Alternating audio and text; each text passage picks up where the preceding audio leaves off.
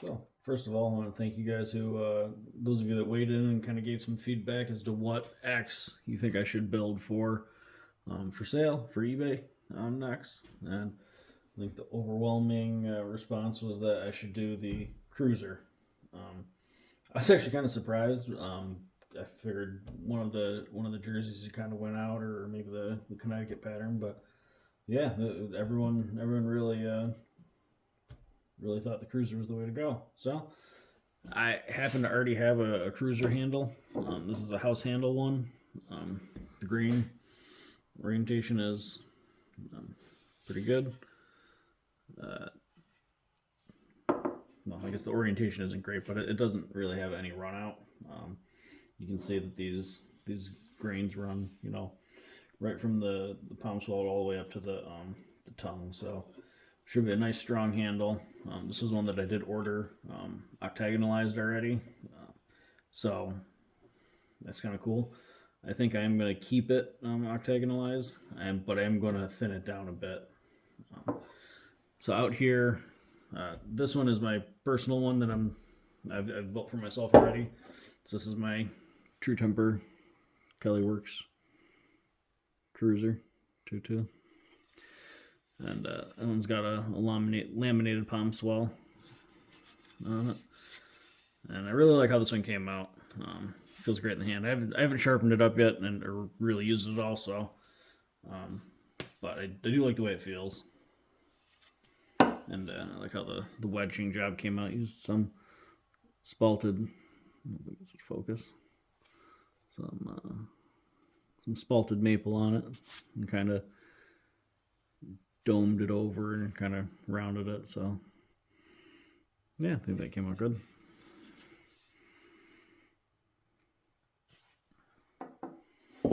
And because I already have this one is why this Cruiser head was in the sell, trade, build category, whatever you want to call it.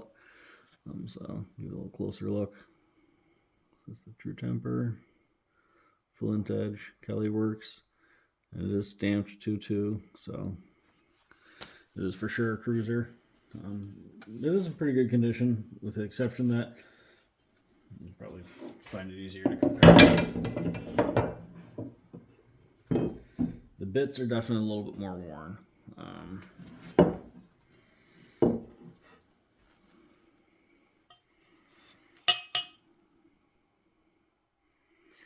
So the heel, the toe and heels on both bits are, the top one not as bad. The bottom one definitely ground down more, but I mean there's still plenty of life left in it.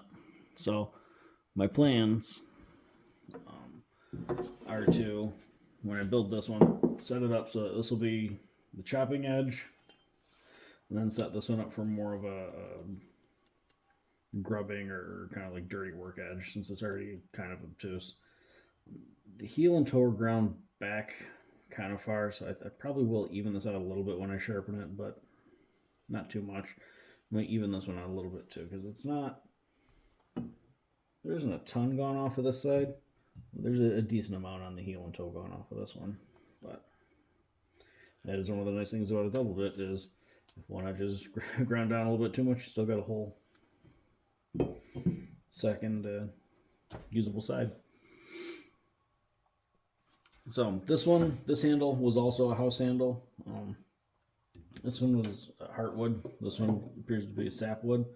Just kind of has some interesting streaks through it, and a little bit of a pin knot down in the palm swell area. Down here, it shouldn't affect anything structurally. It should be completely integral, but it will add a nice little bit of character, so that's kind of cool. But it is a bit thick still. House handles are great, but they're great if you're going to put work into them. Because they do come thick. Even the octagonalized ones, which are thinner than you would get them if they were, just rounded. So I plan on keeping the flats, keeping it octagonalized, but I definitely want to slim it down to give more of this shape.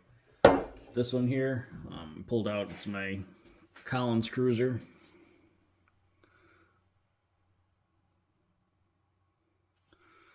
Collins, you can see it's stamped 2.5 there. And this one is on the original handle. I'm not sure how we'll be able to see that, but there's, you know, Collins hickory on it. And the reason I brought it out is because this, in my mind, is an ideal feel for a cruiser handle. It's nice and thin, lively. You can see this one's seen a little bit of damage over the years, but it head's still real tight, so I'm not rehanging it anytime soon. And I have used this one. I haven't put great edges on it, but they are sharp enough to do some liming and whatnot. So yeah, but because it's also on the original handle, I don't use it as much as some of the other axes that I have. So yeah, the handle. I guess the first step is start shaping it down and trying to keep some of those flats and keep some of that ergonomics that octagonal handle has, which does feel good. It's just thick at the moment. Not too bad down at the palm swell, but up here it's definitely too thick. So, yeah, move the camera around and get you set up for the next part. So one of the things to keep in mind when you're hanging a double bit, if you're new to hanging them, is that because they're symmetrical bit to bit, you do want to pay attention to which way the head is going on the handle each time. Because if you seat it and start doing your shaping this way, and the next time you do it this way, you're going to be chasing your own tail with fit. Because while the eye is symmetrical, it's not going to be perfectly symmetrical. So you want to stay consistent with which side you've got the stamp on which side you've got the handle.